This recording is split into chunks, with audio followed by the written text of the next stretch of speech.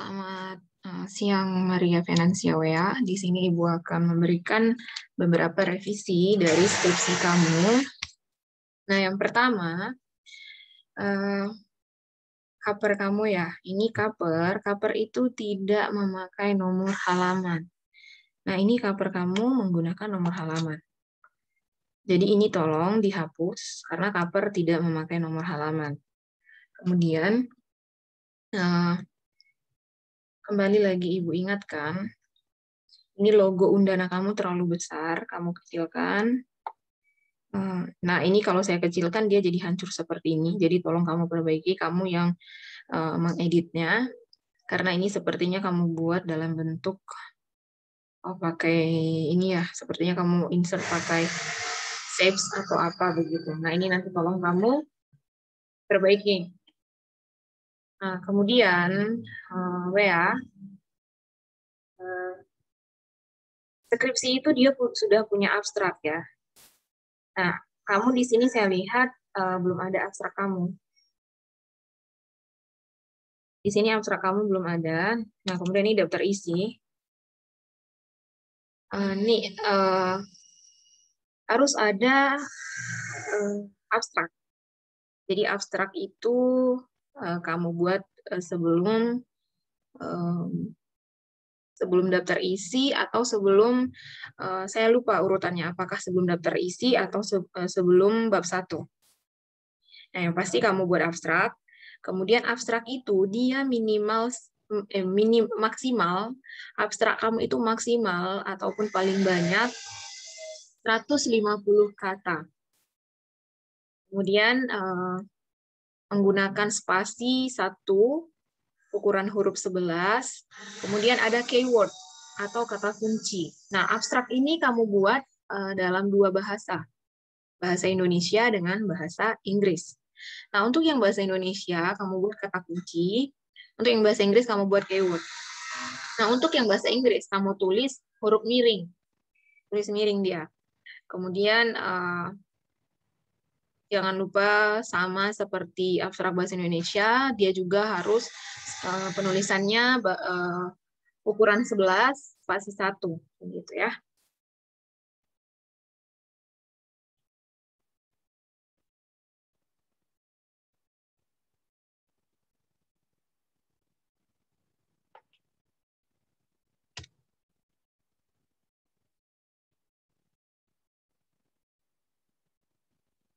Nah, nanti kalau misalkan kamu kurang paham bagaimana cara penulisan abstrak, nanti kamu bisa lihat ya video revisian dari saya untuk Christian Tagung Bate atau video sebelum video revisian kamu ini ya.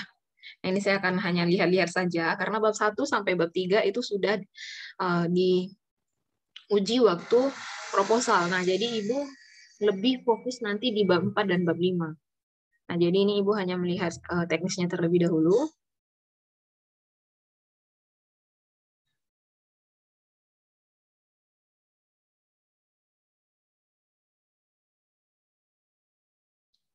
Oke, ini untuk daftar isi Maria Finansial ya. Nah, ini sebentar ya. Nah, ini paling kamu rapikan ya huruf-hurufnya. Nah, kemudian Maria Finansial ya. Ini kan dia sudah dalam bentuk skripsi, jadi harus ada abstrak, tadi saya sudah sampaikan, kemudian kata pengantar, kemudian ucapan terima kasih.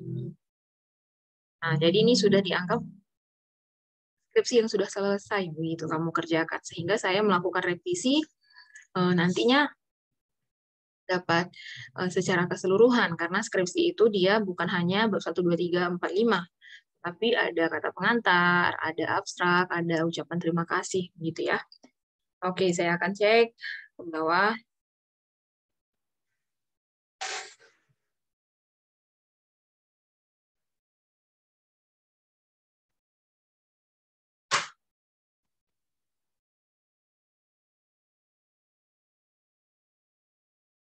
Nah, oke. Maria Finansial ya. Nah, ini saya temukan di halaman 5. Nah, ini halaman 5, menurut M. Yahya Harahap. Nah, ini kamu harus tulis tahunnya. Tahun berapa? Kan saya sudah selalu sampaikan ya, waktu kamu pengerjaan proposal juga saya sudah sampaikan, saya sudah ajari bagaimana cara mengutip. Mengutip itu harus menuliskan nama belakang yang kita kutip, kemudian kita tulis tahunnya. Nah, ini WA, kamu tidak perlu tuliskan nama lengkapnya menurut M. Yahya Harahap, tetapi cukup saja menurut Harahap. Nah, nanti Harahap ini dia akan muncul di daftar pustaka. Kamu tuliskan Harahap, M. Yahya, tahun berapa, begitu. Seperti itu penulisannya ya. Nah, kemudian ini WA, tabel 1.1, ini di bold, dihitamkan.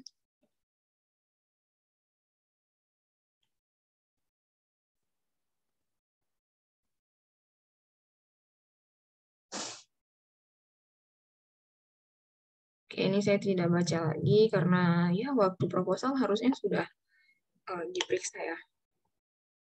Nah, ini kamu kasih ke bawah. Oke, oh iya, kamu ini spasinya 2 ya. Sepertinya tidak usah, biar tidak terlalu banyak space. Berdasarkan latar belakang masalah, makin menjadi masalah kalau masih pengaruh. Maka ada tujuan penelitian untuk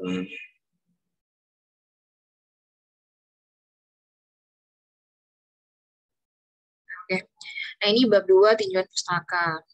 Nah, ini tabelnya, WA. Ini juga kamu bold ya, dihitamkan. Nah, oke. Nah, kemudian, WA, ini tolong kamu ganti Rasti yang 2015. Saya kan sudah sampaikan penelitian terdahulu itu paling rendah tahun 2016. Artinya, kamu boleh mengutip untuk tahun 2016 ke atas, 2016, 2017, 2018, 2019, 2020, 2021. Nah, jangan lagi kamu kutip yang 2015. Ini saya sudah sampaikan ya dari awal kita bimbingan. Nah, ini tolong kamu ganti dan perbaiki.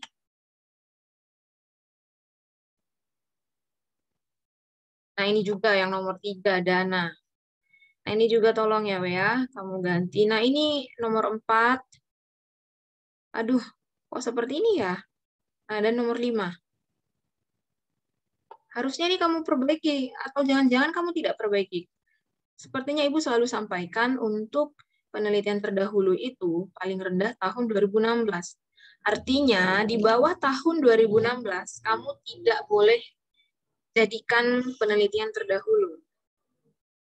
Nah, jadi cari lagi ya, WA ya, penelitian-penelitian yang terbaru, yang 2016, 2017, 2018, 2019, 2020.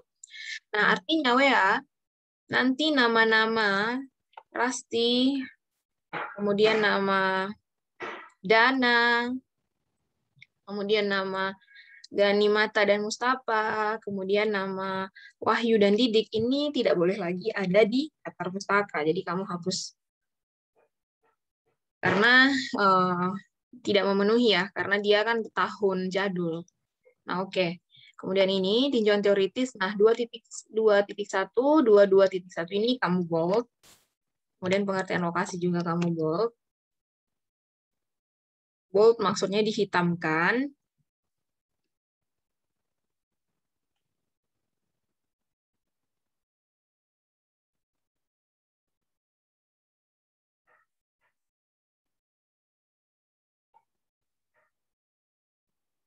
Nah, kemudian ini B, ini juga kamu hitamkan. Setiap subbab atau bab itu kamu hitamkan. Tetapi di daftar pustaka dia tidak usah dihitamkan. Di daftar isi dia tidak usah dihitamkan ya. Daftar isi dia tetap tulisan seperti biasa. Nah, kemudian ini. Kamu lihat ini nih. Nah, dia terlalu bersisa jarak. Nah, ini tolong perbaiki penulisannya supaya rapi.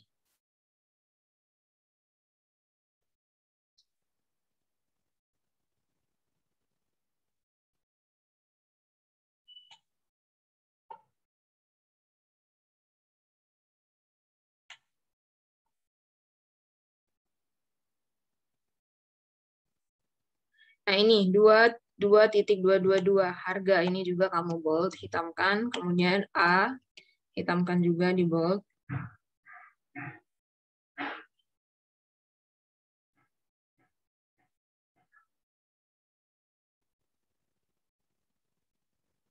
Nah, kemudian ini yang B, faktor-faktor penetapan harga, ini juga kamu hitamkan.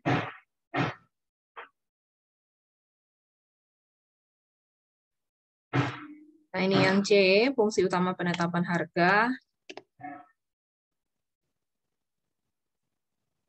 Nah, kemudian 2.2.3, fasilitas, ini juga kamu hitamkan. Kemudian pengertian fasilitas, ini juga kamu hitamkan. Kemudian unsur-unsur fasilitas dan usaha jasa, nah ini juga kamu hitamkan. Kemudian yang C, faktor-faktor yang berpengaruh terhadap fasilitas jasa. Nah, ini juga kamu hitamkan.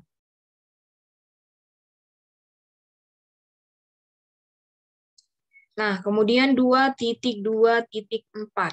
Nah, ini keputusan menyewa. Ini juga subbab. Tolong dihitamkan. Setiap subbab itu harus dihitamkan. Subbab itu maksudnya subjudul. Begitu ya. Nah, kemudian kita masuk ke 2.3. Kerangka berpikir dan hipotesis. Nah, ini juga dihitamkan di bold.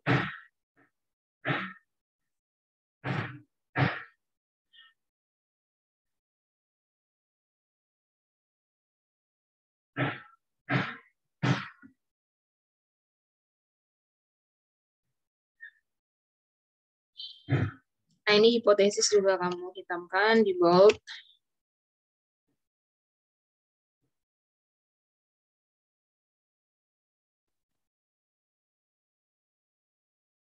Ini tolong rapikan penulisannya.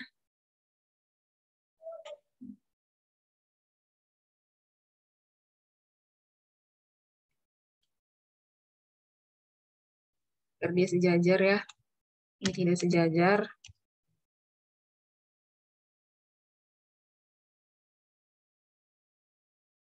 Oke, kita masuk ke bab 3, metode penelitian. Oke. Nah, ini salah, ini bukan variabel X10. Variabel lokasi ini bukan X10 ya. Ini sepertinya kamu salah tulis. Ini harusnya X1.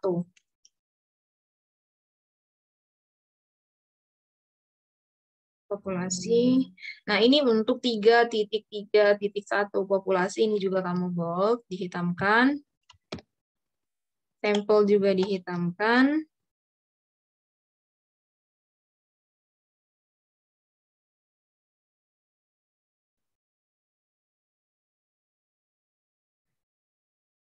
Nah, ini terbalik ya, Finansial ya. Ini harusnya teknik purposive sampling, bukan sampling purposive. Nah, ini kebalik. Harusnya teknik purposive sampling, bukan sampling purposive. Nah, dan kemudian ini kan dia bahasa asing, bahasa di luar bahasa Indonesia. Jadi kamu tulis miring. Nah,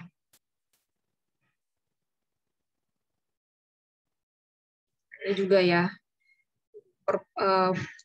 bahwa teknik purposive sampling.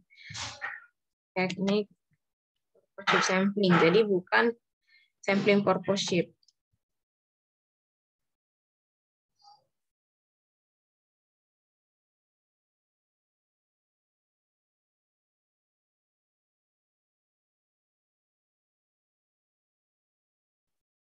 Jenis dan sumber data. Nah, ini data primer kamu bold. Data sekunder juga kamu bold. Data primer yaitu data yang diperoleh secara langsung. Data primer yang dipakai dalam data secara langsung. Itu data yang diperoleh. Oke, baik. Definisi operasional. Nah, ini kamu berlokasi ya. Oke, ya. Oke, skripsi kamu ini udah lumayan bagus ya, lumayan bagus, lumayan.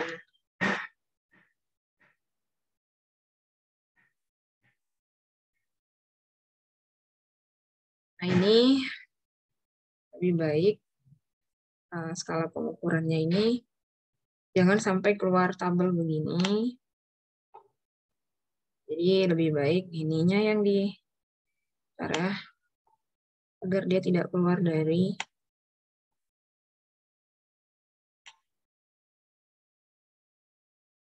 halaman.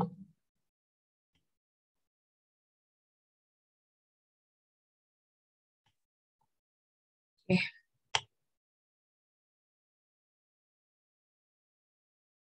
Teknik pengumpulan data. Nah, ini kuesionernya kamu bold. Yang A. Nah, kemudian validitasnya juga kamu bold.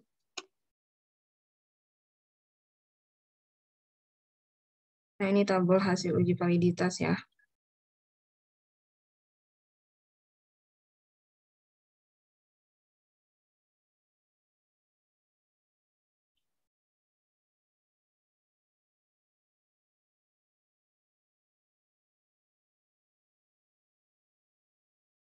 Nah, mending WA, ini kamu tidak pakai poin A. Kalau A kamu tulis, harusnya ada B. Jadi tidak usah tulis A, langsung saja buat kuesioner begitu. Tapi dia tidak usah dinomorin karena oh sorry. Ya sudah benar ya, sudah benar. Ini kan teknik pengumpulan data ya, kuesioner. Oke.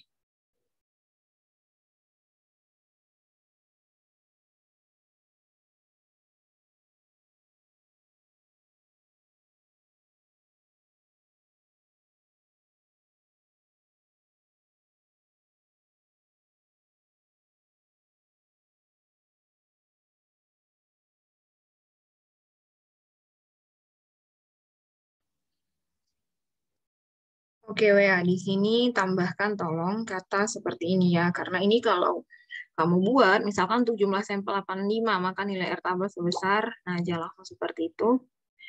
Kamu buat di sini, kata-katanya itu begini ya, perhatikan kursor ibu ya. Misalkan untuk jumlah sampel 85, maka nilai R tabel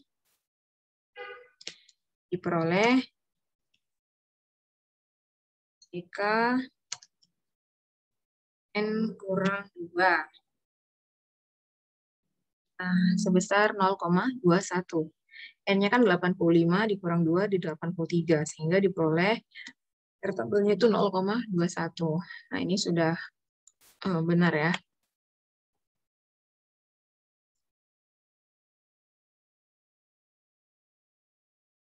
Oke, ini sudah valid nih rata-rata.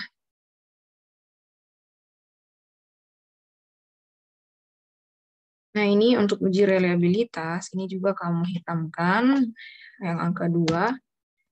Itu kamu hitamkan ya, seperti yang tadi di atas.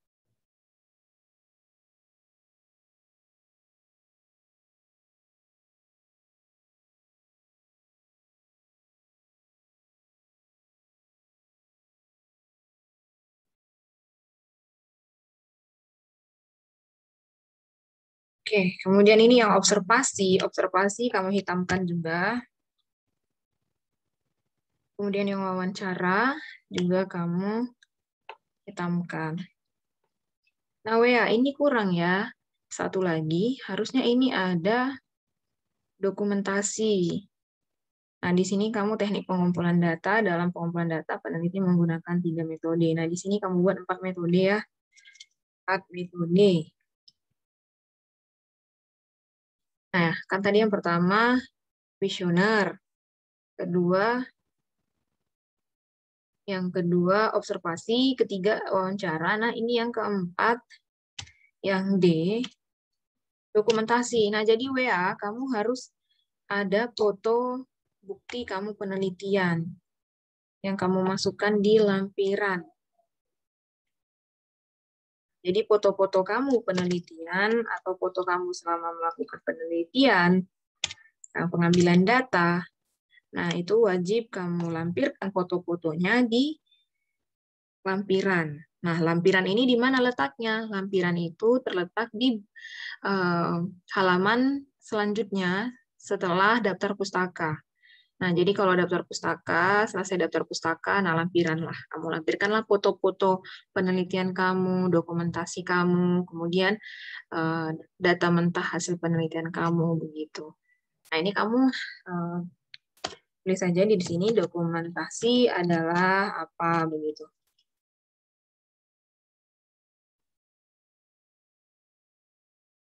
Ya. Nah, di sini teknik analisis data. Nah, di sini ada yang kurang dari skripsi kamu ini. Saya lihat kamu sudah melakukan uji hipotesis.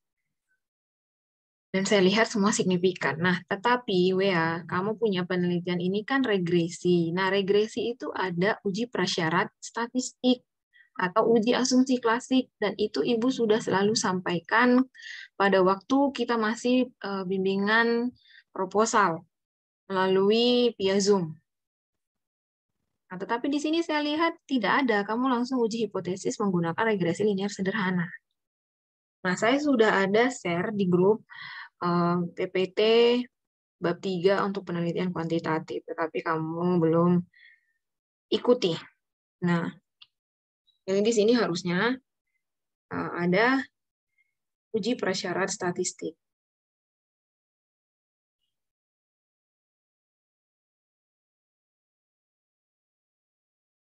Di sini harusnya ada uji prasyarat statistik.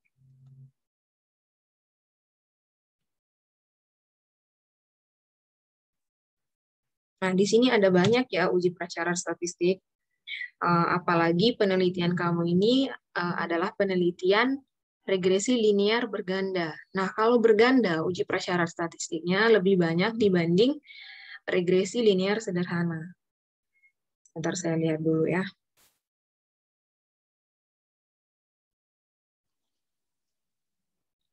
Nah, uji prasyarat statistik ini WA bisa kamu lihat di PPT yang pernah Ibu bagikan di grup WA kita.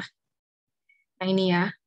Di sini uji analisis linear berganda ada 5, tetapi karena kamu ini menggunakan data yang hanya diambil dari kuesioner dan kuesionernya itu hanya kamu ujikan 1 kali, nah maka tidak perlu uji autokorelasi. Jadi cukup hanya 4 yang kamu lakukan uji prasyarat statistik atau asumsi klasiknya itu, yaitu uji linearitas, uji normalitas, uji heteroskedasitas, dan multikolinearitas. Ya.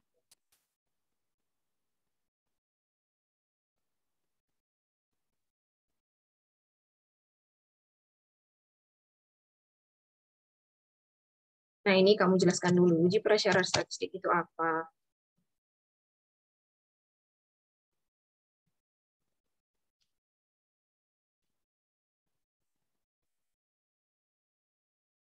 Bla bla bla bla bla bla bla. Kemudian ini kamu tulis ya apa pengertiannya. Nah, kemudian kamu buat begini. Penelitian ini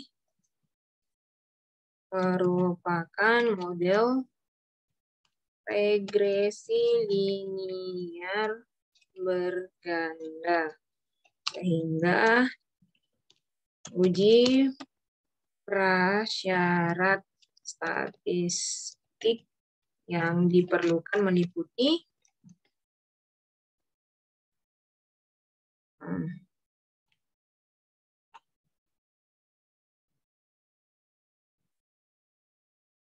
ini saya enter dulu ya dari PPT yang tadi saya berikan.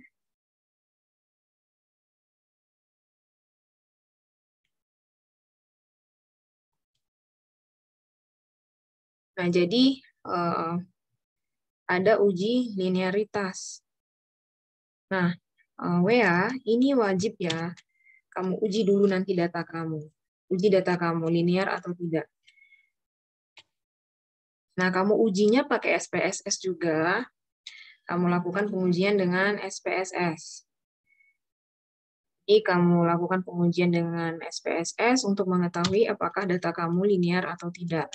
Nah, Bu, bagaimana cara uji linearitas di SPSS, Bu? Ya, kamu bisa lihat tutorialnya juga ya di YouTube. Sekarang YouTube sudah banyak sekali ya informasi-informasi yang diberikan. Menurut saya tidak ada alasan tidak tahu cara melakukan uji asumsi klasik. Atau bisa juga kamu baca di buku, cari di buku begitu.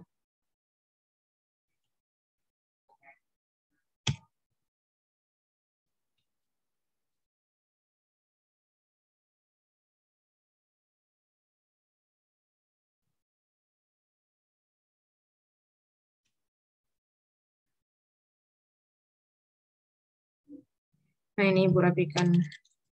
Ya, nanti kalau bisa lihat. Nah, kemudian yang keempat, uji multikolinearitas.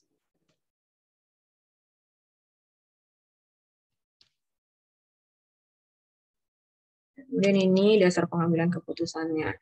Nah, jadi di penelitian kamu ini, Wea, yang saya lihat, kamu belum melakukan uji prasyarat statistik. Nah, padahal uji prasyarat statistik ini wajib kamu lakukan sebelum melakukan uji hipotesis. Tapi kamu sudah duluan uji hipotesis. Nah, jadi saran Ibu, pakai data kamu itu ujikan dulu prasyarat statistiknya. Lakukan pengujian linearitas, lakukan pengujian eh, normalitas, kemudian lakukan pengujian heteroskedasitas dan multikolinearitas. Seperti itu. Ya, jadi kamu lakukan pengujian dulu. Nah, ini untuk A, uji prasyarat statistik kamu bold. Nah, kemudian ini, uji linearitas ini harus kamu jelaskan juga. Uji linearitas itu apa sih? Linearitas adalah, nah itu kamu jelaskan.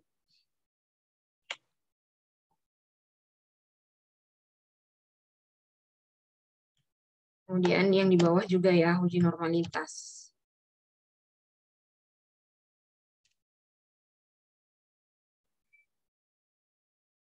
Jadi supaya nanti kalau penguji tanya apa itu uji normalitas, nah kamu tahu. Jadi di sini uji normalitas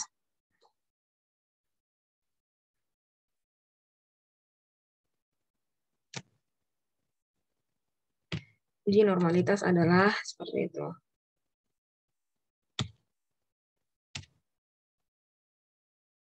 Kemudian uji heteroskedasitas. Heteroskedasitas itu apa? Heteroskedasitas. Heteroskedasitas ya, kedasisitas. Nah, itu apa? Nah, kamu bisa cari pengertiannya menurut para ahli. Menurut para ahli itu apa? Nah, kemudian ini dasar pengambilan keputusannya sudah ada. Nah, begitu juga dengan uji multikolinearitas. Ini juga kamu cari tahu apa itu uji multikolinearitas.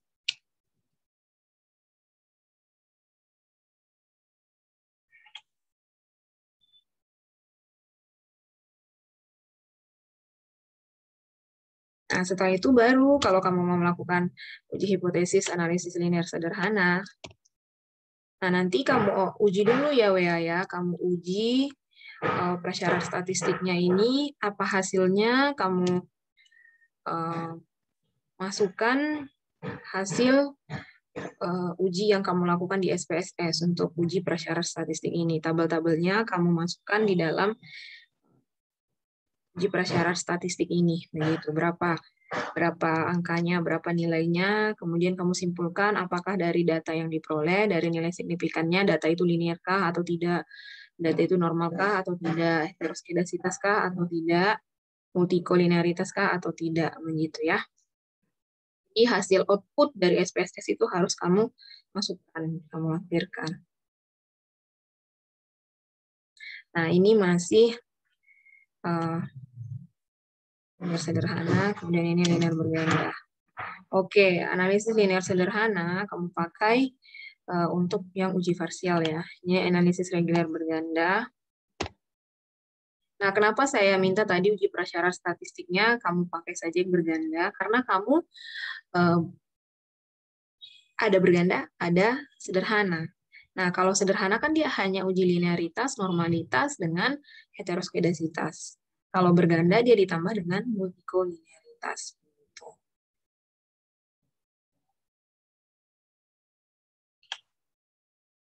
Ini kemudian di bold juga ya untuk D, yang di kamu ini.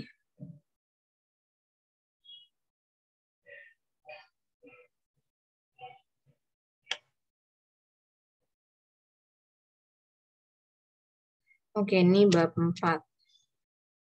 Gambaran umum objek penelitian.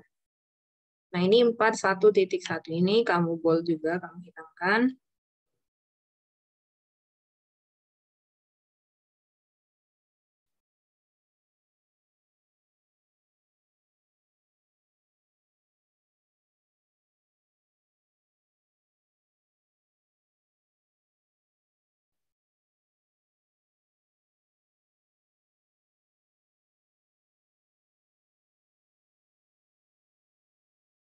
Nah, kemudian ini WA 42.1 ini kamu hitamkan juga. Nah, yang A juga kamu hitamkan, kamu bold.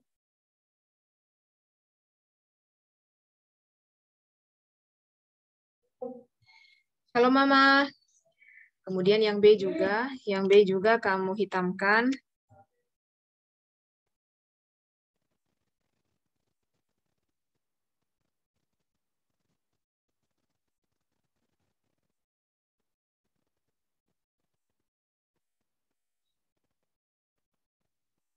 Nah, oke. Sekarang kita masuk ke ini kamu ya, analisis linear berganda kamu. Nah, ini 42.2 ini kamu bold, kamu hitamkan. Nah, kemudian yang ini 0,24, 0,45, 0,38 ini kamu klik yang gambar di atas ini, yang bagian atas, di bagian ini, yang ada gambar chat ya, ember chat yang jatuh. Nah, itu kamu buat warnanya warna coklat atau warna abu-abu begitu, supaya tahu itulah signifikannya, tingkat signifikannya begitu.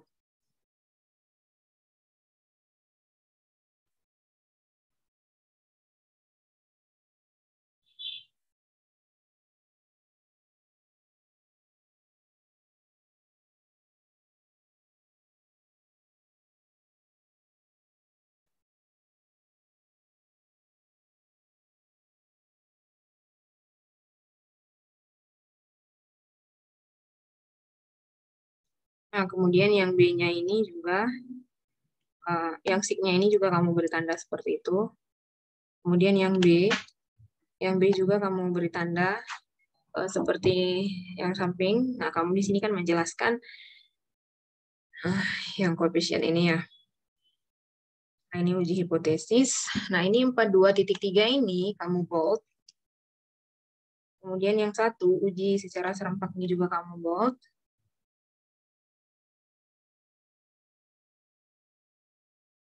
Nah, ini klik yang signifikannya. Nah, itu kamu beri lagi tanda coklat seperti itu, yang seperti yang tadi saya sampaikan.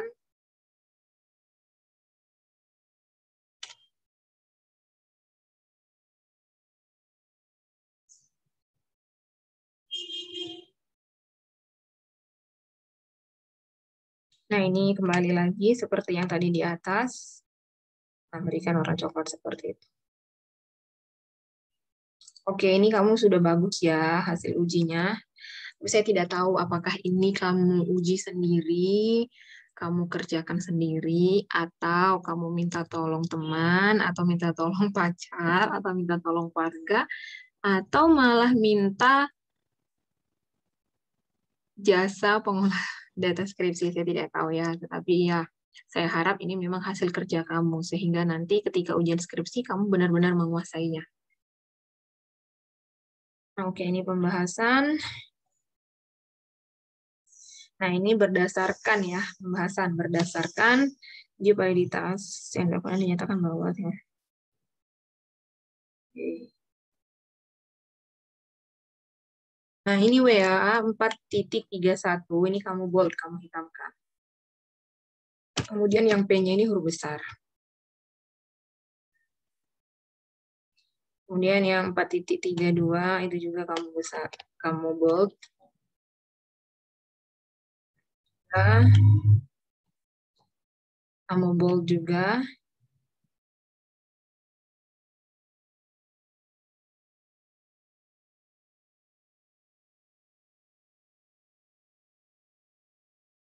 Nah, ini harusnya ada pembahasan yang satu lagi ya, WA ya. Nah, di sini harusnya kamu tambah 4.3.4.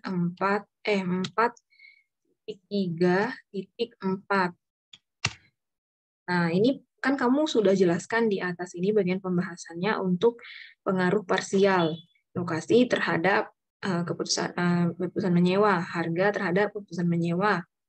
Kemudian fasilitas terhadap keputusan menyewa tempat kos. Nah, berarti di sini kamu tulis pengaruh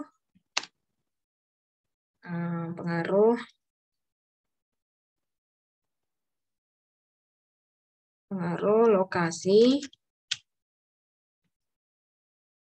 harga, dan fasilitas secara bersama-sama terhadap keputusan menyewa tempat kos. Ya. Jadi ini nanti kamu tambahkan lagi pembahasan 1 poin lagi untuk pengaruh lokasi, harga, dan fasilitas secara bersama-sama. Karena yang di atas ini kamu hanya yang parsial. Oke, kita masuk ke bab 5. Kesimpulan dan saran. Nah, ini tadi saya sudah baca juga. Ya, kalau saya sih pribadi mending ini nggak usah ada ya. Yang kata tujuan sampai yang dari kata tujuan sampai reliabilitas ini mending dihapus saja, langsung saja. Setelah peneliti melakukan penelitian, nanti ditarik kesimpulan seperti itu. Tapi kalau kamu mau pakai juga ya tidak apa-apa. Parsial berpengaruh. Oke. Oke, nah ini saran bagi pemilik hendaknya selalu memperhatikan lingkungan rumah kos dan memberikan kenyamanan bagi kos. Pemilik hendaknya menawarkan harga kamar kos yang sesuai fasilitas. Bagi peneliti selanjutnya, nah ini bagi peneliti selanjutnya ya. Bagi peneliti selanjutnya disarankan agar bisa menambahkan variabel-variabel independen lainnya yang tidak diteliti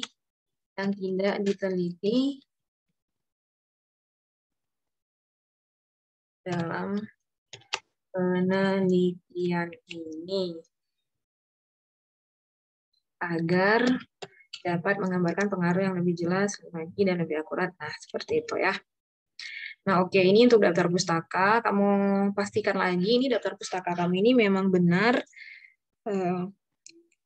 kamu mengutip nama-nama yang ada di bab 1, bab 2, bab 3, bab 4 kamu. Jangan sampai kamu tidak ada kutip pendapat nama-nama yang ada di daftar pustaka, tapi namanya muncul di daftar pustaka. Nah, jadi pastikan nama-nama ini benar-benar kamu kutip pendapatnya. Kalau tidak ada kamu kutip pendapatnya, kamu hapus. Nah, kemudian pastikan juga nama-nama yang ada di bab 1, 2, dan 3, sampai 4, itu semua namanya ada di daftar pustaka.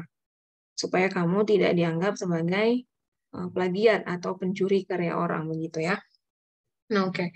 Kemudian di bawah daftar pustaka inilah di halaman selanjutnya. Nah, ini kita enter. Nah, di sini kita masukkan lampiran-lampiran.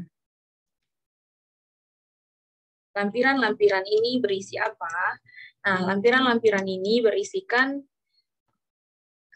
kamu punya dokumentasi, foto-foto ketika melakukan penelitian, kemudian data mentah kamu, kemudian hasil outputnya. Nah, kemudian kamu lampirkan juga surat penelitian kamu yang diambil dari fakultas begitu. Nah, oke, seperti itu ya, Wea ya. Tolong diperbaiki saran-saran dari Ibu dan masukan-masukan dari Ibu. Sampai bertemu kembali. Selamat siang.